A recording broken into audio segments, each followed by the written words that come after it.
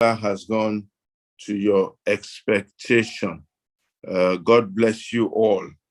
Today we have a very, very special guest. He's been with us before, but we just felt we needed to pull him back again and get him on this platform to speak about some issues that are of great concern to us.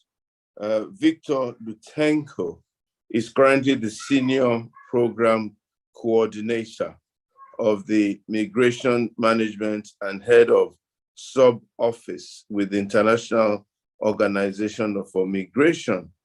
He has 16 years of experience in design, coordination, implementation, monitoring, and evaluation of development programs with a special focus on migration.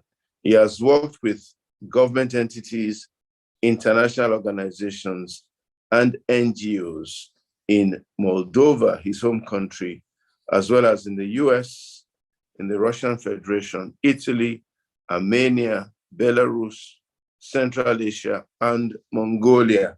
He's traveled all over the world on this particular subject, and is here working with the UN Migration Agency in Nigeria, looking after our immigration matters and helping to support the Nigerian government and also the international government in handling this issue of migration. It was he that said about, I think, 2,000 people, and he can correct me if I'm wrong, virtually leave Nigeria almost on a daily basis on legal migration, and maybe another 300 to 500 leave illegally, and some have to be brought back to Nigeria, sometimes in plane loads. And the dangers, the difficulties, the challenges, and then the economic issues surrounding this Japa syndrome. So that's why we're looking today at Nigeria and the Japa syndrome. What do we do about it? How do we control it? How is it affecting our economy? And so on and so forth. But maybe I should start on a personal note with Victor. The dangers, the difficulties, the challenges, and then maybe I should start on a personal note with Victor, who I like to consider my good friend now, and ask him, how did you, Victor, you are most welcome again. Thank you very much for accepting our invitation, especially now that we have a new government in Nigeria. I think the last time we spoke, it was still the old government. And maybe part of what you'll be doing for us today is to give the new government what you consider to be advice as to what they should do with the situation we found ourselves in right now.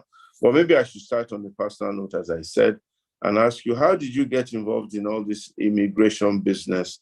You've been at it in so many countries and so on and so forth. What was the interest and what led you to become almost a migration expert? Thank you, Pastor. Thank you, my friend. Thank you for this invitation. I'm very glad to be here and to discuss about this topic that I consider very important for the world and for Nigeria in particular. To answer your question, about maybe 23 years ago, one of my first activities while I was still in the university was to train young kids to do debates, to get involved in discussion, very close to what we're doing here, but in a kind of a structured manner. And one of the topics that we were discussing was migration, and particularly combating trafficking in human beings.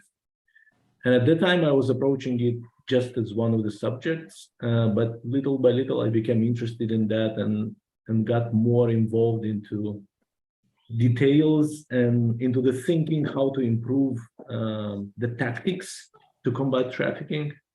And I got invited to an NGO, and one of my first activities was to go together with the police officers from my capital to Moscow into a joint operation with the special forces in Moscow, in which we captured 3 traffickers and freed 7 victims of trafficking. And I had the opportunity to come back with them in a train and to discuss and to get an understanding about what is that, what is happening, how the recruitment is taking place. And to be sincere, this gave me an inspiration for, a quarter of a century ahead to try to be part of the fight and to be